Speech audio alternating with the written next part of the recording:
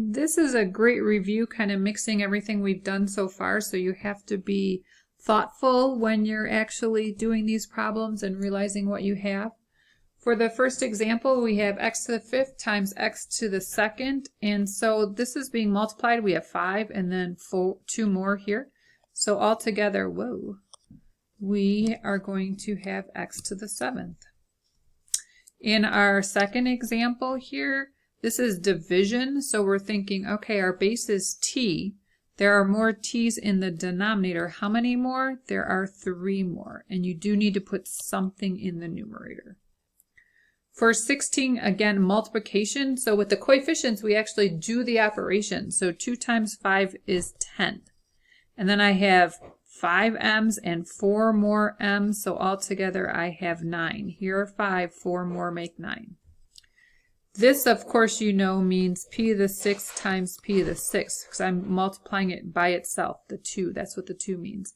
So when I have that problem, I get p to the 12th. Here we have another division problem, and of course the coefficients are 4 and 8, and they reduce to 1/2. In addition, we have x to the 5th over x to the 5th. When you have the same thing over itself, it's a form of 1. And since we already have a half here, 1/2 times 1 is just a half. So this is our answer, 1/2. Now this is an interesting problem because you have a power. A -2 is the coefficient. When you raise -2 to the 4th power, that means -2 times -2 times -2 times -2. You can certainly use your calculator for that. Make sure you realize a negative to an even power is a positive. We talked about that on the first day. Negative to an even power. If you're doing that on your calculator, the -2 is in parentheses, and on Casio it's that caret key that's like 3 above the 8 and the 9.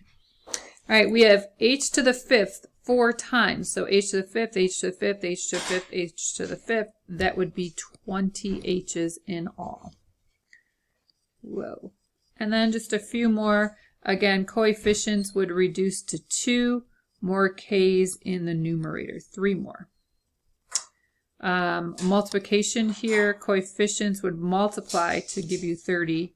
I have 4 y's and 4 more y's make 8, and 1z and 5z makes z to the 6th. And here again, 3 is being squared, the coefficient, to get 9.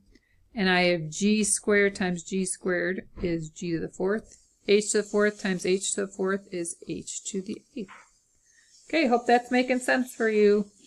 Good job. You guys are doing great. Trying to go over stuff that you need to know in your next year or two as you move through high school. So this is important stuff.